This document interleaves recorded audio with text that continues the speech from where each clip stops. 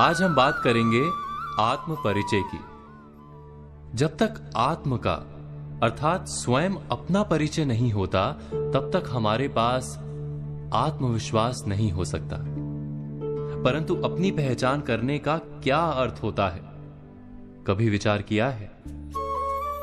सोचिए, जब कोई आपसे पूछता है कि आप कौन हैं, तो क्या उत्तर देते हैं? कहते हैं कि मैं इनका पुत्र हूं, मैं शिक्षक हूं अथवा सेना में जवान हूं, चिकित्सक हूं अथवा व्यापारी हूं, या पुत्री हूं, उसका पति या पत्नी हूं, उसका पिता या उसकी माता हूं। हमारा परिचय सदा ही किसी अन्य के कारण होता है। हम स्वयं को समाज की दृष्टि से देखते हैं, और यदि हमारी पहचान लोग देते हैं तो हमारे विचार अपने किस प्रकार हो सकते हैं? विचार यदि अपने नहीं होते तो आत्मविश्वास किस प्रकार हो सकता है? आत्म परिचय के लिए हमें स्वयं अपने आप से पूछना होगा कि हम कौन हैं।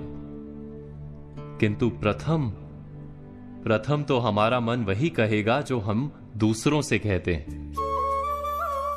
समाज की दी हुई पहचान को छोड़कर कुछ गहराई से विचार करेंगे तो क्या उत्तर मिलेगा?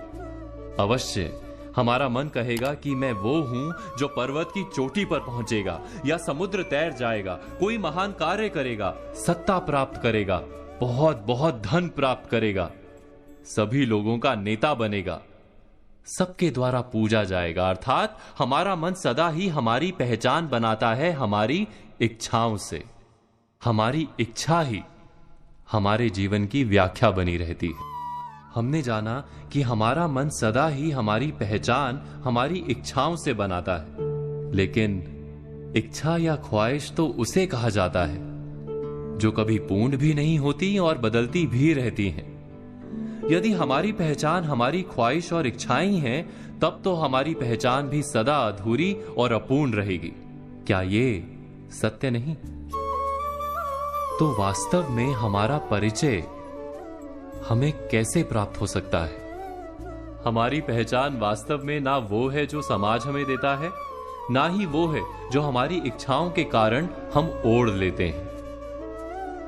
कुछ और गहराई से विचार करने पर हमें अपनी पहचान मिलती है।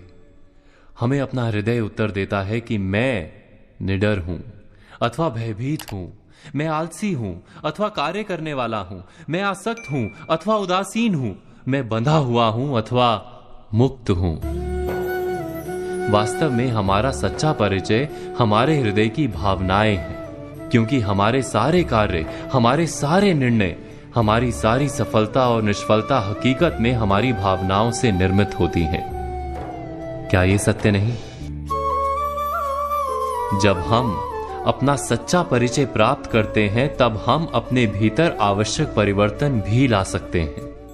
बुद्धिपूर्वक निर्णय कर सकते हैं कि क्या प्राप्त करना है और क्या खोना है। उसके बाद हम वास्तव में कोई भी कार्य करने के लिए आत्मविश्वास के साथ खड़े हो सकते हैं। अर्थात जब स्वयं अपनी सच्ची पहचान हमें प्राप्त होती है, तभी सच्चा आत्मविश्वास भी जन्म लेता है, और आत्मविश्वास ही जीवन की कुंजी है। इस बात पर आप सब मनन, चिंतन और विचार अवश्य कीजिएगा।